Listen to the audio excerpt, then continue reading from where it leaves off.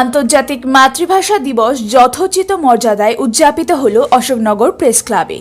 21শে ফেব্রুয়ারির সন্ধ্যায় মহতী এই অনুষ্ঠান হল প্রেস ক্লাবের পুলিনকৃষ্ণ দাস স্মৃতি মঞ্চে। নন্দিনী পালের উদ্বোধন সঙ্গীতের মাধ্যমে অনুষ্ঠানের শুভ সূচনা হয়। এরপর মাতৃভাষা আন্দোলনের শহীদদের উদ্দেশ্যে নীরবতা পালিত হয়। স্বাগত ভাষণ দেন প্রেস ক্লাবের যুগ্ম সম্পাদক অমর চক্রবর্তী।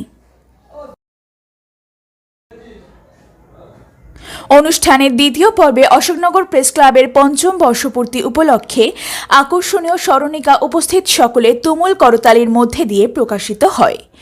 এরপর ভাষা আন্দোলনের বিভিন্ন দিক সহ বর্তমান প্রেক্ষিত নিয়ে মনোজ্ঞ আলোচনা করেন প্রেস ক্লাবের উপদেষ্টা মণ্ডলীর প্রবীণ সদস্য দেবদাস চট্টোপাধ্যায়, হিমাংশু দাস ও বরিষ্ঠ সাংবাদিক সুকুমার মিত্র। অন্যান্যদের মধ্যে বক্তব্য রাখেন প্রবীণ সদস্য কার্তিক ইন্দু, প্রেস ক্লাবের কার্যকরী সভাপতি শ্যামল চ্যাটার্জি, চৈতালি দত্তকুণ্ডু, শিবশঙ্কর দাস, প্রদীপ বন্দ্যোপাধ্যায় প্রমুখ। সঙ্গীত পরিবেশন করেন অপর্ণা সেনগুপ্ত এবং জি বাংলা সোনার জলসাঘরের জনপ্রিয় শিশুশিল্পী সৌরভ মাইতি। এদিন সমগ্র অনুষ্ঠান উপস্থাপন করেন প্রেস ক্লাবের প্রবীণ সদস্য দিলীপ রায়।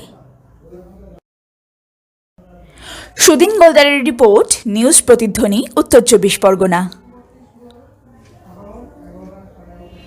তুমি ভেবেছো কি মনে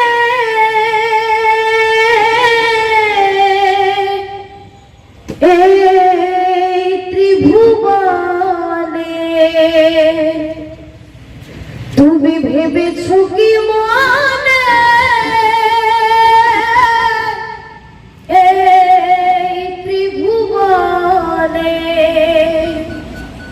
তুমি যাহা করে গেলে, তুমি যাহা করে গেলে কেহ জানে না,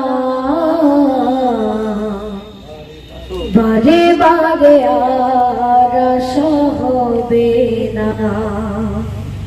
তুমি ভেবেছো কি মনে এই ত্রিভুবনে, ভেবেছো কি মনে এই ত্রিভুবনে এমন মানব জনম, এমন সাধের জনম হবে না,